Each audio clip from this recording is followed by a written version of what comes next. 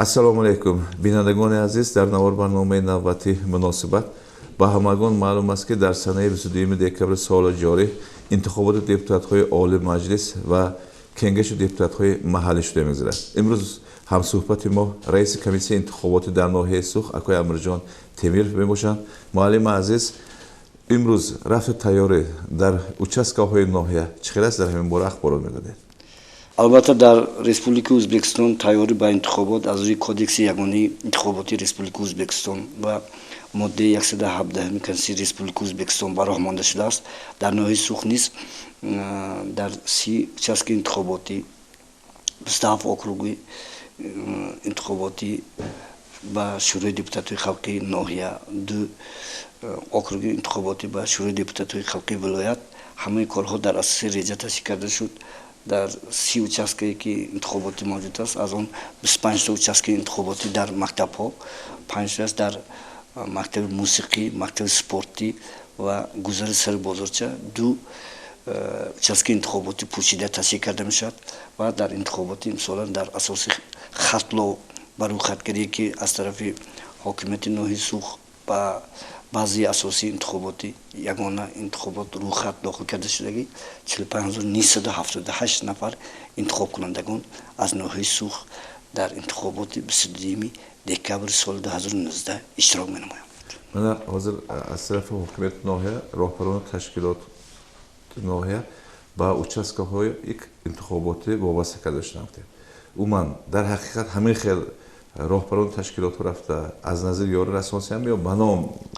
албатта онҳое ки худро барои ватан фидоӣ нишон медиҳанд, фидокор мебошанд, ватанпарвар мебошанд, ҳамаи он камбудиҳо албатта дар мактабҳо камбудиҳои ҷузъӣ бисёр нестанд.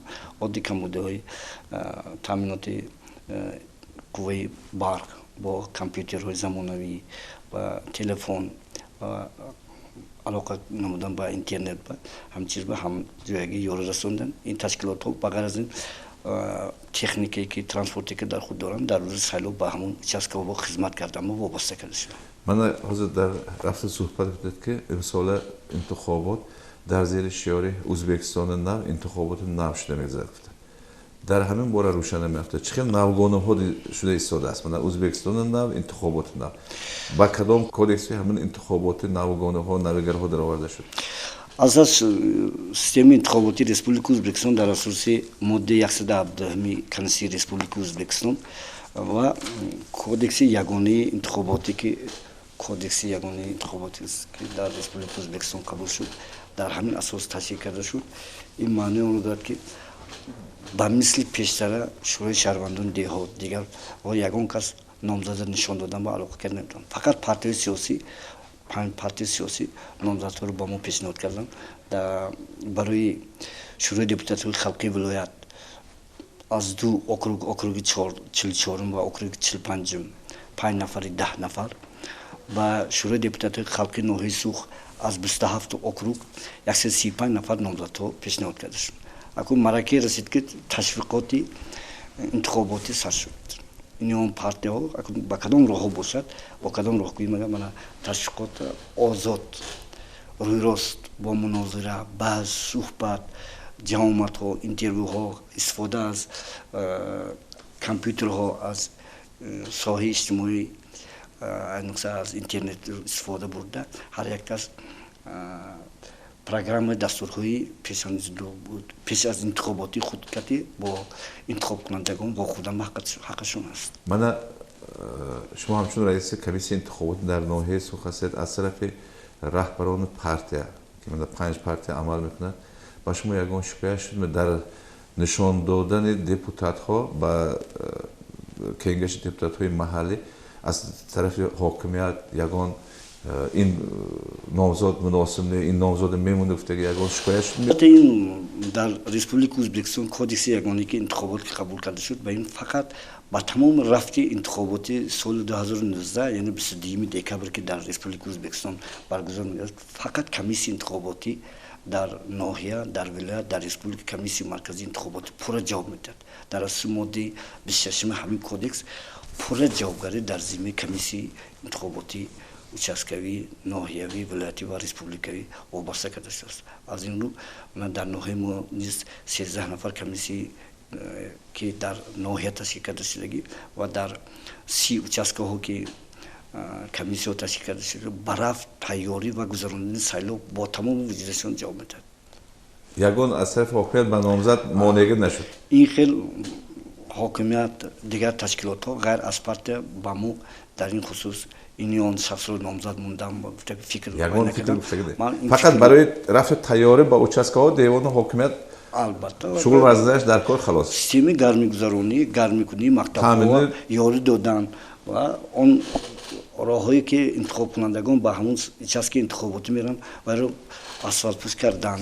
Ба ғайр аз ин мактабҳо ва участки интихоботӣ ки 5та дар берун аз мактаб ташкил шудаги ҳамон ҷоя ободониш ва эътибор додан, дарахтҳои шакл даровардан ва бо як кайфияти нав одамо ҳамон участки интихобота рафтан ва ҳама шароитта кардан ба ҳокимияти ноҳия аз наздик ёрӣ расонсуз. Ман барои ҳокимияти ноҳия аз наздик ёрӣ расонданашон то ҳатто баъзе участки интихоботу он камбудҳое ки бо молиява ҳал мешавад ҳамоҳоя ташкил карданашон миннатдорӣ хиша баён мекунам. сохтори технологияҳои ахбор дар участкаҳо ин талаби замон аст. Ман ҳозир чӣ хеле гуфтед ки якчанд навгонаҳо уман шуда истодааст. ин масъалаи муҳим мана технологияи нав мана технологияи ахбор дар участкаҳо чӣ хеле таъмин карда шудааст. дар ҳақиқат шӯъбаи алоқаи ноҳия мо имрӯз ба ҳамаи участкаҳои интихоботӣ аз дастрас кардани системаи алоқа ҳамкори худро ба оқӣ расонда истоданд. лекин системаи компютерҳои замонавӣ кати дар 30 участки интихоботӣ ҳамаи аз мактабҳо ва ҳамон ташкилотҳое ки дар ҳамон ҷо участки интихоботӣ пурра таъмин карда шуданд. ҳатто ҳамон роҳбарони ташкилот он баъзе модди техникӣ ки дар худ ҳастанд ҳамонро барои гузарондани сайлоб омода карданд.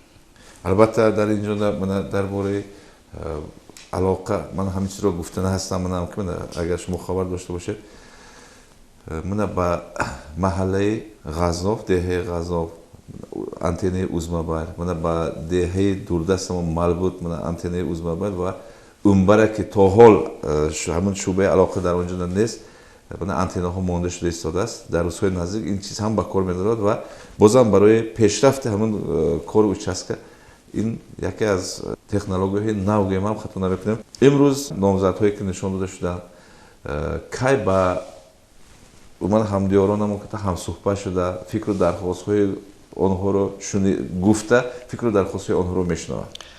ҳали ман ба шумо гуфтам тарғибот сар шуд. тарғибот фақат тарғибот бо кадом аз воситаи ахбороти оммавӣ телевизор интернет истифода бурдан. сониян аз матбуоте ки мавҷуд аст дар матбуот ва аудиовизио бошқа дигар тарғибот усулот истифода бурдан ба ҳаққошон аст ва рӯйрост вохӯрӣ кардан позитсияи худро гуфтан ба ҳаққошон аст.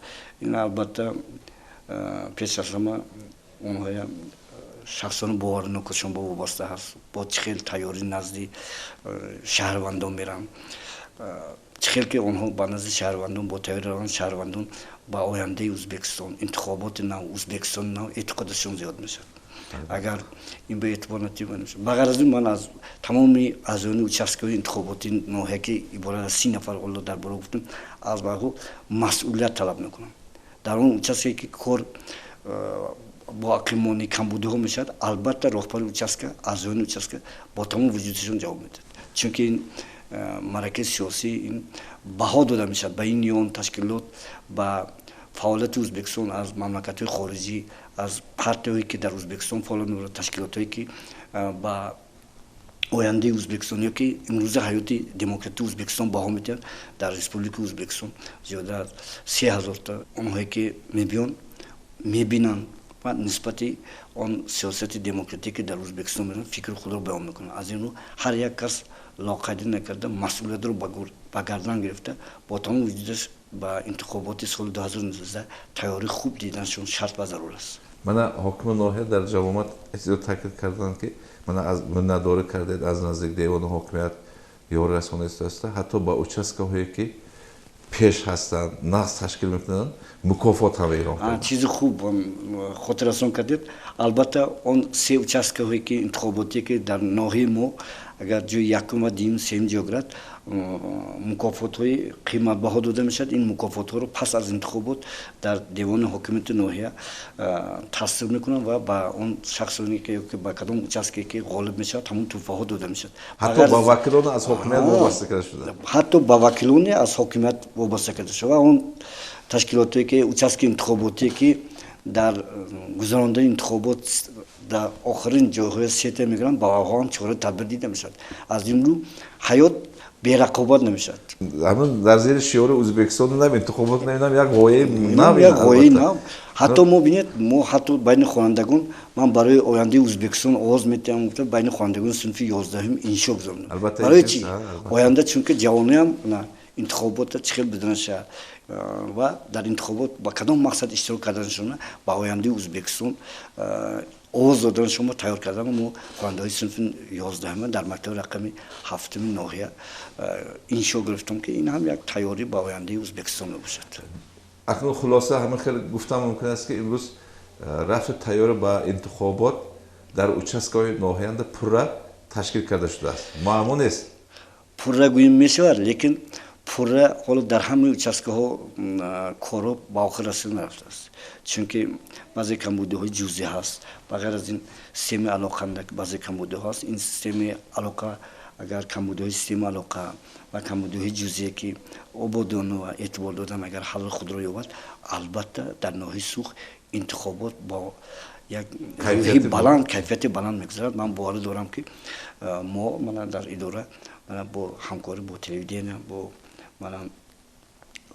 گازیته صدای سوخکتی روزنامه صدای سوخکتی و من با واسطه ولایت هم نامزدهایی که از ناحیه سوخت با پارتی قانونبری ریسپوبلیک ازبکستان نیز از حوزه انتخاباتی 116 نوبهار پیشنهاد کرده شده که آقایان برای نتیجهش تحلیل کرده تصدیق کرده حجتش دسترس کرده رساندن به مرکز انتخاباتی ولایتی وظیفه اولین درجه участка مرکزی انتخاباتی ناحیه سوخت میباشد. تشکر زیاد همدیاران عزیز. در حق نچخیلی که رئیس کمیسیون انتخابات در ناحیه سوخت اکوی امرجان تیمیرف گفته گذاشتند وقت آمده رسید که علاقه ما با نامزد مناسب به محل بازی به دیگر جوره بازی دیگر چیزها آوازه. در شما چه فکر و درخواست هست در باره این برنامه درباره رفت انتخابات البته با ما نویسید در زیر مکتوب و تکلیف و درخواست های شما ما با رئیس کمیسیون انتخاباتی و رئیسان участка ها هم صحبت شده به شما پیشکش میکنم. تشکر.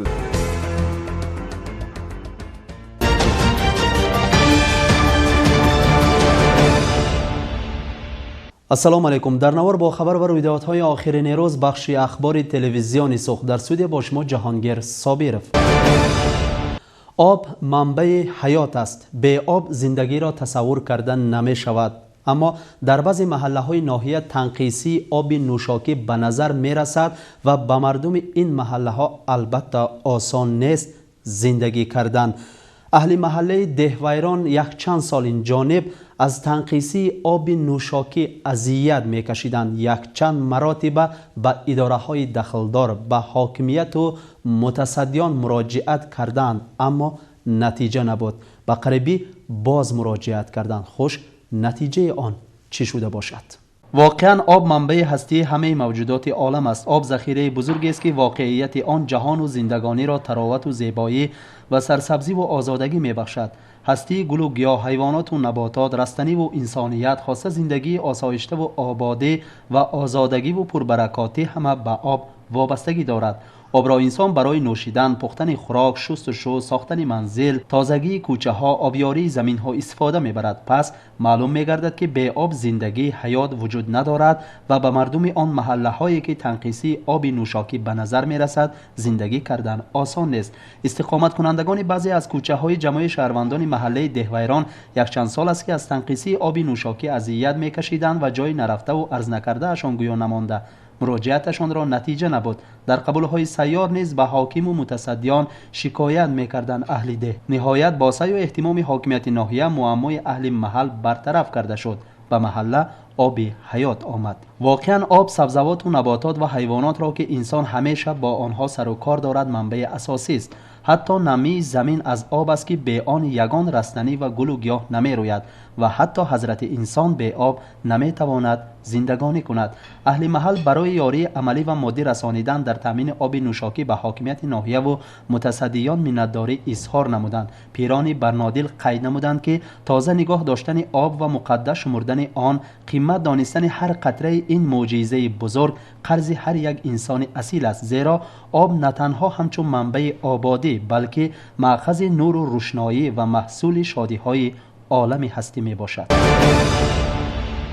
واقعا آب که هست آبادی هست و همین را نیز گفتن لازم است که عروسکان سرخ را عادت خوبی هست که با کفیدن چشم روز روی حوله و در کوچه اشان را روبچین می کنند و آب می پاشند از روی عادت و این البته چون گفتیم عادت خوب است. اما در فصل زمستان به کوچه ها پاشیدن آب به حالت های ناخوش سبب شدنش ممکن است. امروز ها وقت سحری بر وقت جانب مرکز ناحیه می آید، در کوچه ها شاهد آن می شوید که خصوصا در محله قلعه، مولگان، آب شیر، چونماخچه عروسکان به کوچه آب پاشیدند و کوچه یخ بسته است و به حرکت ماشین ها خلل می رساند و این البته به حالت های ناخوش سبب شدنش ممکن است. از این رو از عروسکان سرخ خواهش می کردیم که در فصل زمستان تا فرا رسیدن فصل بهار نازنین این عادت خوبی خود را ترک می کردند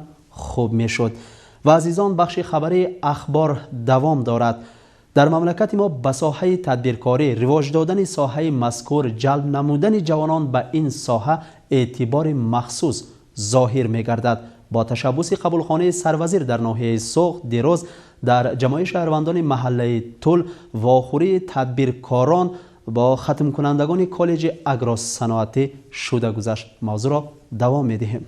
قبولخانه سروزیر در ناحیه سوخ نیز فعالیت می‌برد و مسئولان آن برای رواج دادن ساحه تدبیرکاری در ناحیه برطرف نمودن مشکل‌های تدبیرکاران و به ساحه مذکور جلب نمودن جوانان بیش از پیش حرکت می‌کنند. با تشبث قبولخانه سروزیر واخوری تدبیرکاران با ختم کنندگان کالج اگرو صنعتی در دهه طول شده گذشت و در آن جوانان به سوال‌های خود از تدبیرکاران متصدیان ساحه جواب‌های عمیق گرفتند. تدبیرکاران باشند درباره فعالیت خودراه پرمشقت صاحبکاری و نتیجه های راحت بخش آن به خوانندگان نقل کردند. طوری که پرزیدنت شوکت میرزیویف میگوید رشد ساحه تدبیرکاری عامل مهم پیشرفت مملکت از جهت اقتصادی می باشد. اگر ما برای رشد ساحه اعتبار جدی دهیم، در این سمت غایه های ثمرناک را به عمل تطبیق نماییم، به مقصد نجیب خود می رسیم، زیرا تدبیرکار بای گردد مملکت نیز بای گشته فراوانی خلق تامین می گردد. مقصد اساسی تشکیل واخوری تدبیرکاران با ختم کنندگان از آن عبارت است که جوانان را به ساحه تدبیرکاری جلب نموده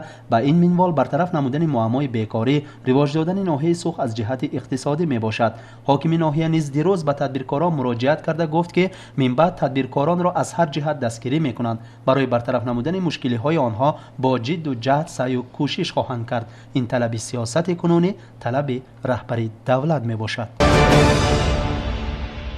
طوری که آگاه هستید دیروز در ناحیه سوخ یک باره دو ابیکت اجتماعی مورد استفاده قرار گرفت. یکی بناهای نوبنیاد شفاخانه مرکزی ناحیه و دیگر پلیکلینیک عائلوی جمعیت شهروندان محله تل.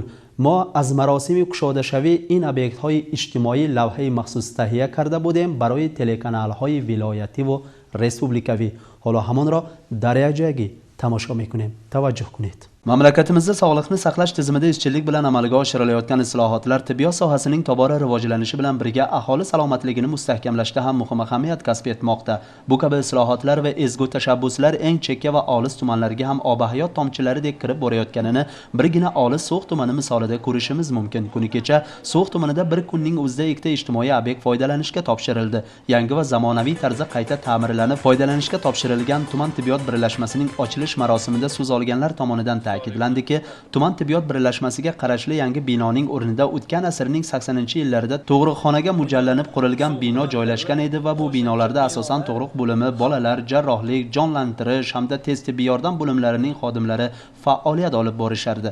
Haqiqatan ham nochor ahvolga tushib qolgan bino ta'mirga muhtojligi sezilib turardi. Joriy yil davomida davlatimiz tomonidan ajratilgan yaqin 5 milliard so'm mablag' evaziga mazkur binolar qayta ta'mirlandi hamda qo'shimcha binolar bunyod etildi. Bundan esa nafaqat aholi, balki soha xodimlari ham juda mamnun. Prezidentimizning shu bugungi kunda mana shu tibbiyot sohasiga qanchalik e'tibor berilayotgani mana bizni chekka tuman hududimizga ham yetib keldi. Mana hozirgi kunda mana eski o'sha binolarimizni yangitdan qaytadan ta'mirlanib, rekonstruksiya qilinib, hamma shart-sharoitlar yaratib berildi. Mana shu shunchalik shart-sharoitlar yaratib berganliklari uchun ulardan biz minnatdormiz.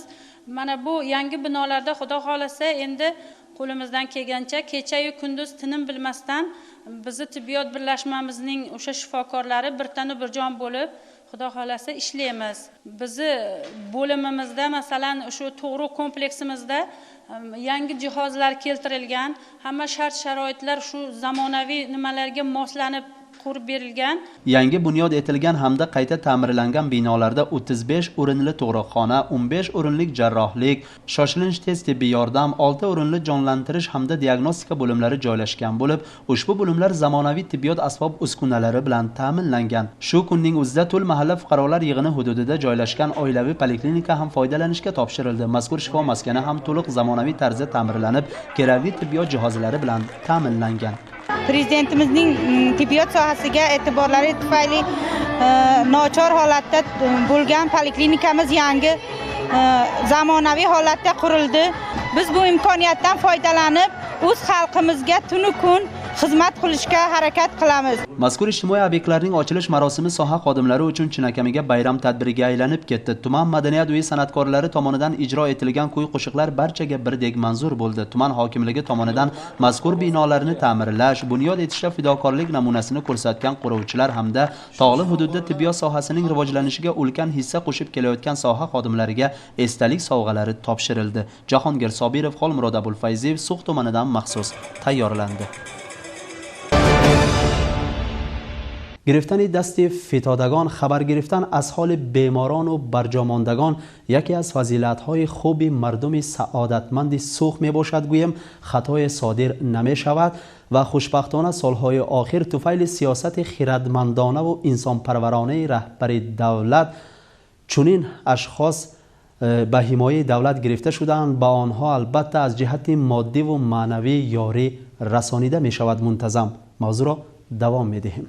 حمایه اجتماعی اهالی یکی از عامل‌های اساسی سیاست دولت و جمعیت به حساب رفته. در این باره حکومت ریسپوبلیکا و پرزیدنت مملکت شوکت میرزیویف برای همه‌جانبه دستگیری نمودن شخصان کم بضاعت و کم تامین، معیوب و به حمایه اجتماعی محتاج چاره و تدبیرهای مشخص را منتظم قبول نموده می‌آیند و در حدودهای ریسپوبلیکا اجرای آن عملی گردانده می‌شوند. در این سمت از جانب سکتورها نیز کارهای به چشم نمایان اجرا می‌گردد. معین نمودن عائله‌های دارای امکانات محدود، آموختن درد و مشکل‌های آنها و دستگیری نمودن آنها از جهت مادی و معنوی وظیفه سکتورها بوده. دیروز از جانب سکتور چهارم که رهبریش در ذمه سرور شعبه انداز می باشد، عائله‌های دارای امکاناتش محدود به نظر اعتبار گرفته شده، با آنها محصولات‌های آرد و روغن تقدیم کرده شد. اعتراف باید کرد که امروزها طفیل سیاست خردمندانه و انسان پرورانه رهبر مملکت شماره عائله‌های دارای امکاناتش محدود طرف کم گردیده. با برابر آبادگردی منزل زیستمان، روزگار مردم سعادتمند ما نیز آباد می‌گردد. این گونه کارهای خیر و ثواب باعث راضی شدن خلق از سیاست کنونی، از اصلاحات و تشبث‌های حیات بخش رهبر دولت می‌گردد. این گونه اعتبار و غمخوری‌ها نسبت شخصان دارای امکانات محدود، بیماران و برجاماندگان بار دیگر ثابت می‌نماید که در این سرزمین مقدس ما هیچ کس هیچگاه از اعتبار دور نخواهد ماند. 5 تشبث مهم رهبر دولت به خاطر آن قبول کرده شده است که جوانان امروزه باید انسان کامل شده به وای رسند تا در آینده راه و روش زندگی کردن، نفرسان خلق بودن و برای رشد و نموی وطن عزیز حصه ارزنده گذاشتن توانند. اگر ما 5 تشبث مهم پرزیدنت را به عمل ثمرناک تطبیق نماییم، به مقصدهای بالایی می رسیم. از این لحاظ در ناحیه زیبا منظر ما برای به عمل تطبیق نمودن 5 تشبث در دایره آن محفل و تدبیرها و آزمایش‌ها سازمان‌ها بین خوانندگان مکتب و جوانان صاحب استعداد منتظم تشکیل کرده می‌شوند. در این سمت دبستان رقم 11 را همچون نمونه مثال آوردن موافق مقصد است، زیرا در مکتب مذکور هر بند 5 تشبس را به عمل پر را تطبیق نمودند و خوشبختانه امروز این تشبس نیک در مکتب نتیجه های صدمه می‌دهد. خاصه در کشف استعدادهای نو، رغبتناک سازی آنها، بلند برداشتن مدنیت کتابخوانی در بین خوانندگان، جلب نمودن جوانان به ساحه ورزش، رسامی، صنعت، ادبیات، کامپیوتر و آموزانیدن سر و اسرار روزگارداری به دختر بچه ها اهمیت مهم کسب می‌کند. با تشبس آموزگار صاحب تجربه دبستان مذکور میلبای جورایف در دایره 5 تشبس تدبیر با اشتراک خوانندگان صنف‌های 5 و 7 دایر گردید.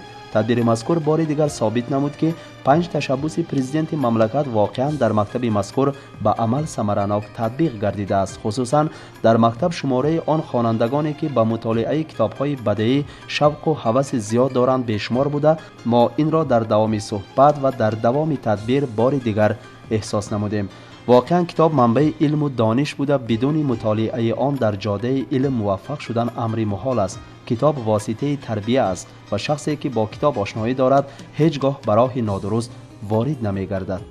من در وقت خالگیم کتابخوانی را دوست می‌دارم. کتاب انسان را به راه نیک هدایت می‌کند. انسانی که کتاب می‌خواند البته انسانی نیک و صافدل می‌شود. در وقت‌های آخری من کتابی درباره امیر تیمور و نبیره‌های او مطالعه کردم. این کتاب را به دیگر همسالانم توصیه می‌کنم. باز یک جهت اهمیتناکش در آن است که در مکتب مذکور تئاتر بچگانه لختک نیز به راه مانده شده است و در آن خوانندگان صاحب استعداد دبستان فعالانه اشتراک کرده ایستادند. افسانه‌های عبرت بخش را در تئاتر بچگانه لختک اجرا نمودن خوانندگان به اهل تدبیر خیلی پسند آمد. مهارت نقش‌ها را به طور اعلی اجرا نمودن آنها واقعا اشتراکداران تدبیر را در تعجب گذاشت. در دوام تدبیر خوانندگان کتاب‌های مطالعه کرده خود را نامبر کرده در این خصوص سوال و جواب نیز کردند. ناگفته نماند که در تشکیل تدبیر 5 تشبس مهم سهم آموزگاران مکتب شاعره اختیار و سالبیگ ارگشف، دادا سرمیساقف، علیشیر قاریف ها به اندازه است. گفت ضمن صحبت با ما آموزگار صاحب تجربه میلیبای جورایف. در سراسر جمهوری ازبکستان با راهبری پرزیدنت عزیزمون شوکت میرزویف در همه گوشه کنار مملکت حالانکه خرسندی های نظر است به سامون میرسد. من بعد اون که استراتژی حرکت و به راه در آمد، من بعد اون امروز در سال حالانکه 19 مارس سال 2019 با تشبس پرزیدنت عزیزمون 5 تشبس مهم به راه مانده شد که این تشبس البته در دبستان رقم 11 نیز جامعه عمل پوشیده است. من در 2 ماه سپاری شده ما کار را دوشان حالانکه به راه مانده در بین خوانندگان تشبس را همه جانبه و شعبه ها روانه کرده به راه مانده ایستادیم. از جمله امروز در دبستان ما با همین 5 تشبس مهم حالانکه تدبیر آفریدیم. در تدبیر روحشناسان همه مکتب‌های ناحیه نیز اشتراک کردند و از برآمد خوانندگان مکتب خیلی شاد گشتند. آن روز در مکتب مشورت روحشناسان مکتب‌های ناحیه نیز شده گذشت و در آن روحشناسان دایر به ساحه مذکور فکر و اندیشه‌های خود را گفته برای باز هم جانلاک نمودن فعالیت خود در مکتب‌ها اظهار اندیشه کردند. 22 نوامبر در همه جهان همچنین روزی بین‌المللی پسیخولوژها جشن گرفته می‌شود. با این مناسبت ما هم سمینار خود را همین روز به مانده من با یک کیفیت و اشتیاق بلند سمینار را گذرانده استودیم. ما از این فرصت استفاده برده تمام روحشناسان ناحیه‌مان را با مناسبت عید کسبیشان از سطح دل تبریک نموده برای ها صحت سلامتی تنج امانی می‌خواهیم.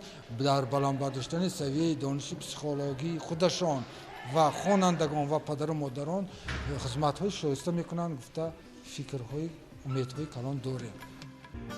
چون گفتیم تدبیری که در دایره 5 تشبس در مکتب برگزار گردید بر روحشناسان دبستان‌های ناحیه نیز خیلی معقول شد و آنها بار دیگر اقرار شدند که در این مکتب صفت تعلیم و تربیه واقعا بلند است. در انتهای تدبیر خوانندگان بهترین تقدیرانیده شدند. میتوان گفت که تشکیل چنین تدبیرها در افزودن شوق و هوس خوانندگان نسبت علم و دانش اهمیت مهم کسب می‌کند. این بود بخش خبری اخبار که دیروز و امروز در مقیاس ناحیه روی دادند و در همین جا به بخش خبری حسنی انجام میبخشیم. فکر و درخواست های شما را منتظریم. اگر یگان معمایی داشته باشید البته به تلویزیون سوخ مراجعت کنید. ما در اساس مراجعت شما و در دایره قانون در اساس وکالت برای برطرف نمودن مراجعت های شما همیشه تیاریم. برنامه های تلویزیون سوخ دوام دارد، ما را ترک نکنید.